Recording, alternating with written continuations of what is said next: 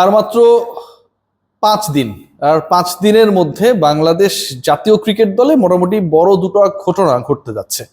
এবং এই দুই ঘটনার প্রথমটা সেটা হচ্ছে, আপনারা যেটা ট্যাগলাইনে দেখছেন যে ওয়ানডে ক্যাপ্টেন, আগামী বছর বিশ্বকাপ ক্রিকেট রয়েছে এবং ওয়ানডে ক্যাপ্টেন্সির যেই মসনদটা রয়েছে সেখানটায় মেহেদী হাসান মিরাজ মোটামুটি একটা বড় সময় ধরে নেতৃত্বে রয়েছেন। সাকসেস রেট যদি আপনারা বিবেচনা করেন, অথবা বাংলাদেশের ইতিহাসে সবচেয়ে কনসিস্টেন্টলি সিরিজ উইনের যে রেশিও সেটা যদি বিবেচনা করেন, মেহেদী হাসান মিরাজকে আপনাকে স্যালুট করতেই হবে as the captain. But Mehidy Hasan Miraz should be changed according to the comments from the Bangladesh cricket board higher officials. এবং সেই চেঞ্জটা 29 জুলাই ঘোষণা হওয়ার সম্ভাবনা রয়েছেন। কে হচ্ছেন বাংলাদেশ ক্রিকেট টিমের নেক্সট ক্যাপ্টেন, সেই ডিসকাশনটা আমি করব। এবং এখানটায় এর আগে যে আলোচনাটা করেছিলাম যে দুটা অপশন নিয়ে আলোচনা হচ্ছে, লিটন কুমার দাস এবং নাজমুল হোসেন শান্ত, সেই অপশনটা এখন একে নেমে এসেছে যতটা বাংলাদেশ ক্রিকেট বোর্ডের আবহাওয়া ইন্ডিকেট করছে।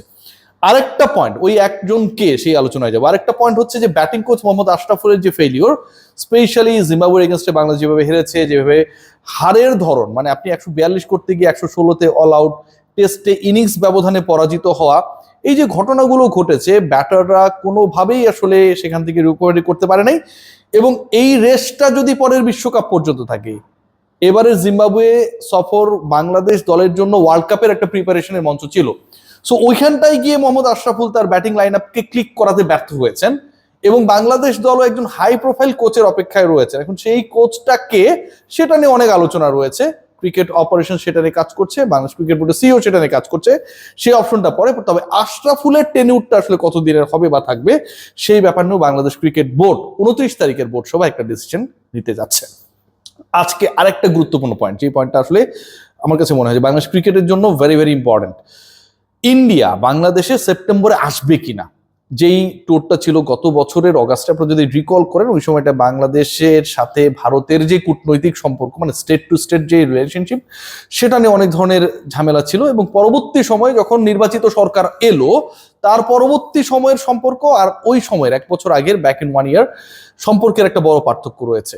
এবং ভারত বাংলাদেশে সেপ্টেম্বরে যেই শর্টার ভার্সনের সিরিজগুলো খেলতে আসার কথা, সেগুলো খেলতে আসবে, অন্তত ক্রিক বাস, যেটা আবার ইন্ডিয়ান, অনেকটা আমরা ইন্ডিয়া বেস্ট নিউজ পোর্টাল বলতেই পারি, তারা জানাচ্ছে যে সেপ্টেম্বরে বাংলাদেশে আসার তাদের একটা ড্রাফট প্ল্যান রয়েছে। এবং সেই কারণে সেপ্টেম্বরের 13, 15 এবং 17 তারিখে আফগানিস্তানের বিপক্ষে তাদের যে অ্যাওয়ে সিরিজটা রয়েছে, যেটা আবার আসলে হোস্ট করবে ভারতই, নয়াদিল্লিতে হওয়ার কথা, কিন্তু যেহেতু আফগানিস্তানের ক্রিকেট অবকাঠামো আসলে ইন্ডিয়াকে ওয়েলকাম করার মতো না, সো এটা তারা ইন্ডিয়ার বিপক্ষে মানে তাদের হোম সিরিজটা ইন্ডিয়ার মাটিতে খেলবে।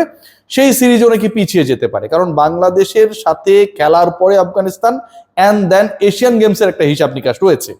সো ভারত আসছে, এবং ভারত সেপ্টেম্বরে আসছে, এটা ভারতীয় গণমাধ্যমই আসলে উস্কে দিচ্ছে। এবং যেখানে একটা রিজন হিসেবে দেখানোর চেষ্টা করা হচ্ছে, আপনারা সবাই জানেন যে বাংলাদেশের এই মুহূর্তে যিনি প্রধানমন্ত্রী তারেক রহমান, তাকে আবার ভারত আমন্ত্রণ জানিয়েছে BRICS সামিট, মানে সেখানটা একটা শীর্ষ পর্যায়ের প্রধানমন্ত্রী পর্যায়ের বৈঠক হবে, সেই বৈঠকে অংশগ্রহণ করার জন্য। সো অ্যাকচুয়ালি যেই আইসটা আসলে অনেক বেশি মানে স্ট্যাবল হয়েছিল দুই দেশের মধ্যে সম্পর্কের ক্ষেত্রে, ক্রিকেটের ক্ষেত্রে বাংলাদেশের মুস্তাফিজকে একসেপ্ট করার ক্ষেত্রে, বাংলাদেশের ওয়ার্ল্ড কাপ ভারতে গিয়ে খেলানোর ক্ষেত্রে, সেইটা অনেকটা ব্রেক হয়েছে, মেল্ট হয়েছে। এবং বাংলাদেশে ভারত তাদের সেপ্টেম্বরের পূর্ব ঘোষিত টোরটা করার মাধ্যমে দুই দেশের ক্রিকেটীয় কূটনীতির সম্পর্কে আরেকটা স্বাভাবিক বার্তা দিতে চায়। সো আশরাফুল এবং নাজমুল হোসেন শান্তর যে পয়েন্টটা আমি শুরুতেই আপনাদের সাথে শেয়ার করছিলাম, সেটা যদি আসা যায়, মেহেদী হাসান মিরাজকে কেন্দ্র করে আসলে জাতীয় দলে 3 ধরনের একটা অবস্থান তৈরি হয়েছে। একটা পয়েন্ট যেটা, যারা আসলে মেহেদী হাসান মিরাজকে ক্যাপ্টেন হিসেবে কন্টিনিউ করার পক্ষে, এবং এই পয়েন্টে যুক্তি যথেষ্ট রয়েছে। আপনি ভারতের এগেনস্টে খেলার আগে যদি তাকে সরিয়ে দেন, যেহেতু শর্টার ভার্সনে খেলাটা হবে এখন পর্যন্ত আমরা যতটুকু জানি, সেক্ষেত্রে কি দাঁড়াচ্ছে যে শর্টার ভার্সনে ওয়ানডে ফরম্যাটে মেহেদী হাসান মিরাজের নেতৃত্বে হোমে বাংলাদেশ, ভারতের বিপক্ষে সিরিজটা তো হোমে হবে, অস্ট্রেলিয়ার বিপক্ষে জিতেছে, পাকিস্তানের বিপক্ষে জিতেছে, নিউজিল্যান্ডের বিপক্ষে জয় পেয়েছে, এবং উইন্ডিজের বিপক্ষে, মানে 4টা সিরিজে টানা জয়ের পরে জিম্বাবুয়েতে গিয়ে তার নেতৃত্বে বাংলাদেশ দল ভালো করে নেয়।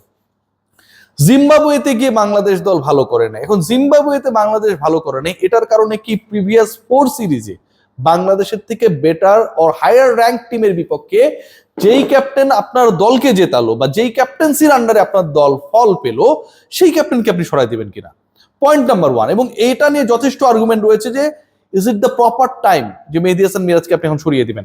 পয়েন্ট নাম্বার 2, আপনি যাকে বা যাদেরকে আনার চেষ্টা করছেন তার বা তাদের নেতৃত্বে বাংলাদেশ দল আলটিমেটলি একটা এমন সিচুয়েশনে পড়েছিল বেশি দিন আগে না, 6 মাস 7 মাস 1 বছর আগেই, যে সরাসরি 2027 ওয়ার্ল্ড কাপে বাংলাদেশ কোয়ালিফাই করতে পারবে কিনা সেটা নিয়ে একটা প্রশ্ন তৈরি হয়েছিল। এখন সাকসেসফুল যিনি, তাকে সরিয়ে যিনি সাকসেসফুল ছিলেন না এবং সাকসেসফুল না থাকার কারণে যাকে সরিয়ে দিয়েই মিরাজকে ক্যাপ্টেন বানানো হয়, সেই তাকে আপনি ব্যাক করাচ্ছেন, এটার পেছনের লজিকটা কি? এখন একজন ক্যাপ্টেন ভুল ডিসিশন নিয়েছে, তার কিছু কিছু ডিসিশন অনেকটা মনে হয়েছে যে আসলে তিনি তার ব্যক্তি স্বার্থকে প্রাধান্য দিয়ে নিচ্ছেন, কাউকে বোলিং এ আনছেন না, কাউকে বোলিং এ আনছেন, নিজেই বল করছেন, অনেক ক্ষেত্রে বাংলাদেশ দল সাফার করছে। বাট ওই যে বললাম জিম্বাবুয়ে সিরিজের আগের 4টা সিরিজে তো সেই ক্যাপ্টেন আপনাকে জিতিয়েছে।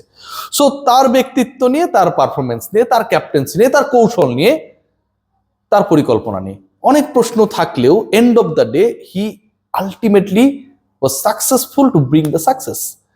ওই জায়গাটা আপনি মিরাজকে সরাবেন কিনা, ওই জায়গায় মিরাজকে সরানোর পক্ষে যথেষ্ট যুক্তি উপাদান রয়েছে কিনা, এই পয়েন্টটা নিয়ে যথেষ্ট আলোচনা রয়েছে। এখন কে হচ্ছে ওই একমাত্র ক্যাপ্টেন যাকে নিয়ে এখন আলোচনাটা আসলে একটা জায়গায় গিয়ে স্টিক করেছে? সেই লোকটা হচ্ছে নাজমুল হোসেন শান্ত। এখন পর্যন্ত যে তথ্য রয়েছে তাতে নাজমুল হোসেন শান্ত, লিটন কুমার দাস এবং নাজমুল হোসেন শান্ত এই দুজনকে নিয়ে আমি এর আগে ডিসকাশনটা করেছিলাম, আপনাদেরকে জানিয়েছিলাম যে এই দুজনের মধ্য থেকে একজন মেহেদী হাসান মিরাজের রিপ্লেসমেন্ট হবেন এবং সেটা অন্তত 2027 ওয়ার্ল্ড কাপ পর্যন্ত বাংলাদেশ দলকে নেতৃত্ব দেওয়ার জন্য সেভাবে প্ল্যান করা হয়েছে। নাজমুল হোসেন শান্তর ব্যাপারে আসলে ঝোঁকটা বেশি কয়েকটা কারণে, নাজমুল হোসেন শান্তর এই ফরম্যাটের পারফরমেন্সের কারণে।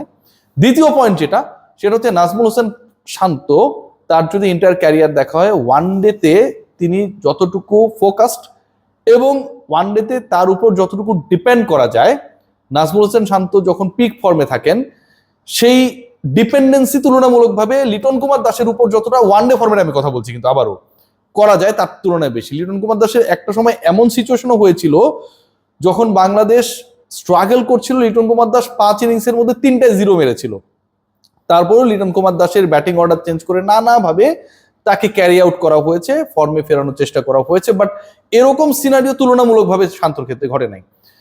সো নাজমুল হোসেন শান্ত বিবেচনার জায়গায় অনেকের মতে তিনি মানে more smarter than Liton and Miraz সেই জায়গাটায়, এবং গেমটাকে অনেক শার্পলি তিনি বোঝেন, সেরকম একটা পয়েন্টসের জায়গায় বিগ পসিবিলিটি যে মেহেদী হাসান মিরাজের replacement on 29 July Najmul Hossain Shanto in ODI format হতে যাচ্ছেন। মোহাম্মদ আশরাফুলের ব্যাপারে সিদ্ধান্তটা কি, এটা নিয়ে খুব মজার একটা ব্যাপার রয়েছে। মোহাম্মদ আশরাফুলকে সরাতে চায়, মোহাম্মদ আশরাফুলের যে সাকসেসের জায়গা, মোহাম্মদ আশরাফুল আসলে দলকে সত্যি কথা মানে ধরেন আপনি কাকে ক্লিক করাবেন, যিনি ইনফর্ম রয়েছেন তাকে ক্লিক করানোর কিছু নেই, তাওহিদ হৃদয়কে শেখানোর কিছু নেই, তিনি ভালোই খেলছেন, রাইট? সো যারা আসলে স্ট্রাগল করছে ওই জায়গা থেকে আপনি পারফরমেন্সটা বের করার চেষ্টা করবেন। সো ওই জায়গাগুলোতে আমার কাছে মনে হয় মোহাম্মদ আশরাফুলের উপর টিম ম্যানেজমেন্ট খুব একটা হ্যাপি না। মোহাম্মদ আশরাফুল ওই সাকসেসটা আসলে আনতেও পারেন নাই। এখন আশরাফুলকে আপনি আরেকজন ব্যাটিং কোচ পাওয়ার আগে যদি সরিয়ে দেন, তাহলে যেই ব্যাটিং কোচের ব্যর্থতার কারণে আশরাফুলকে ইন করানো হয়েছিল মোহাম্মদ সালাউদ্দিন, ওই সময় সিনিয়র অ্যাসিস্ট্যান্ট কোচ ছিলেন, তাহলে তো ঘটনাটা একই ঘটে গেল যে আপনি সালাউদ্দিনের ব্যর্থতার কারণে আশরাফুলকে এনেছেন, আশরাফুলের ব্যর্থতার পর আপনি কাকে আনবেন যদি না আপনি নতুন কাউকে ফিক্সড করেন? ওই জিনিসটা, ওই ফিক্সটা এখন পর্যন্ত হয় নাই as per the news I have. So আশরাফুলকে সরিয়ে দিলেও আশরাফুলকে সহসাই সরানো হচ্ছে, ব্যাপারটা এরকমটা না। মিরাজের ব্যাপারে ইমিডিয়েট ডিসিশন মেক হবে এবং ইম্পর্টেন্ট যে আলোচনাটা করছিলাম, বাংলাদেশ দল অল সেট যে ভারত এখানটায় এসে তাদের শিডিউল যে সিরিজটা গত অগাস্টে খেলার কথা ছিল সেটা এবারে সেপ্টেম্বরে খেলবে, অ্যান্ড আফগানিস্তানের বিপক্ষে তাদের যে শিডিউল সিরিজ সেটা অন্তত 2-3 দিন পিছিয়ে যাবে। এমনও হতে পারে ইন্ডিয়ার দুটা ডিফারেন্ট ন্যাশনাল টিমকে ভারত মানে দুটা আলাদা ন্যাশনাল টিমকে আফগানিস্তান এবং বাংলাদেশের বিপক্ষে দুইটা আলাদা সিরিজে খেলাবে। এরকম আমরা বহুবার দেখেছি, হয়তো এবারও আরেকবার দেখার অপেক্ষা থাকলো। সবাই ভালো থাকবেন।